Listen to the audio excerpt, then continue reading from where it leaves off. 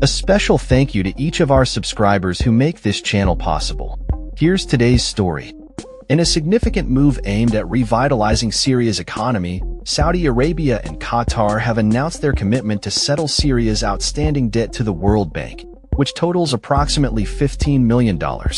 This announcement was made public through a statement from the Saudi press agency and comes as part of ongoing diplomatic efforts to support Syria's new interim government following the ousting of President Bashar al-Assad in December. The joint statement from the finance ministries of both nations emphasized their dedication to helping Syria recover from years of devastating conflict. The payment of this debt is expected to pave the way for the World Bank to resume its operations in Syria, which have been suspended since the onset of the Syrian civil war in 2011. The war, which began with a violent crackdown on pro-democracy protests during the Arab Spring, has resulted in significant loss of life and widespread destruction across the country. The announcement follows the attendance of Syria's central bank governor and finance minister at the International Monetary Fund (IMF) and World Bank spring meetings for the first time in over 2 decades, marking a pivotal moment for Syria's financial re-engagement with international institutions. The World Bank's prior suspension of operations in Syria was a direct response to the conflict, which has claimed over 500,000 lives and led to an estimated cost of $250 billion for reconstruction, a figure that some experts now believe could rise to $400 billion.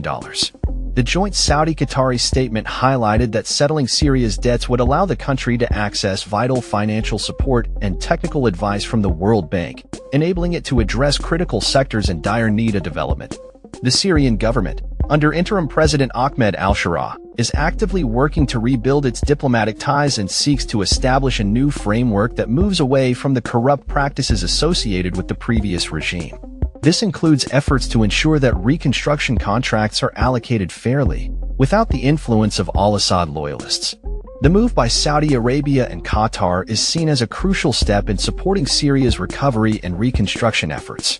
In addition to settling the debt, Qatar has also begun supplying natural gas to Syria through Jordan to alleviate the persistent electricity shortages that have plagued the nation. However, significant challenges remain, primarily due to Western sanctions that were imposed on Syria over a decade ago, targeting the Assad regime and its affiliates.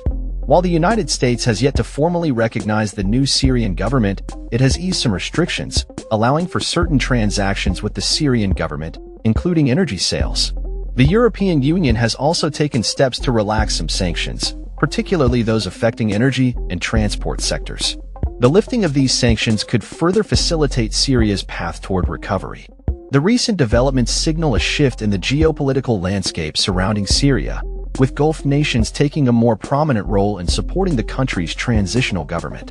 As international support begins to trickle back into Syria, the focus will remain on ensuring that recovery efforts are inclusive and transparent, setting the stage for a more stable and prosperous future for the war-torn nation. That's all for this story.